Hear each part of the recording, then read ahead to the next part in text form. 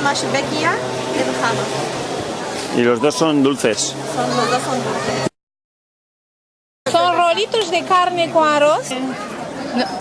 Roleados en versa. Hoja de versa agria, Sí. agria Ah, y lo rellenamos con carne y arroz. bien. Y está cocida. Aquí tenemos polenta con harina de maíz amarilla.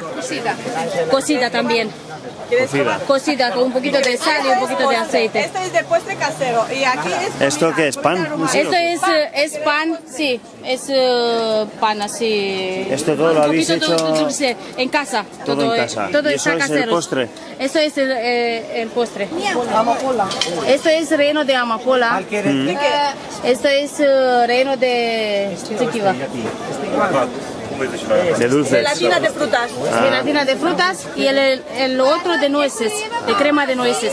Vale, ¿y esto es comida típica de...? Es comida típica de Rumanía, cual se hace de Navidad, de Pascua, de cuando tenemos invitados en casa, en todas las fiestas. Nosotros presentamos esta comida, lo tenemos en casa, cada rumano no le falta ninguna fiesta sin todo esta el país, comida. ¿no? Es No todo es el una país. zona del país. No es una zona, es todo el país. Vale. Eso se hace en todo el país, las bodas, también las bodas, bautizos, fiestas, se hace. Y se sirve tal cual como lo veis. Cuando viene, no sé, cuando viene alguien importante en nuestra casa, nosotros lo recibimos con un poquito de sal y con un chupito de bebida de nosotros, cual está muy fuerte, cual se hace de cereza y que se llama zuica, sí. ¿Y qué es para dar la bienvenida? Sí, para dar la bienvenida, sí. Vale. Aquí has puesto los elementos que son del plato que has cocinado. Eso es.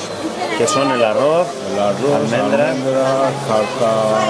cardamomo, modo, pistacho, canela, azafrán, mantequilla, solezar. Solé que no es sólido.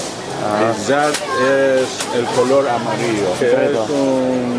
Es bastante habitual en todo Irán. Sí. Los dos platos que tenemos aquí, nosotros comemos muchas veces. ¿Y esto qué es? Eso es el pastel de carne.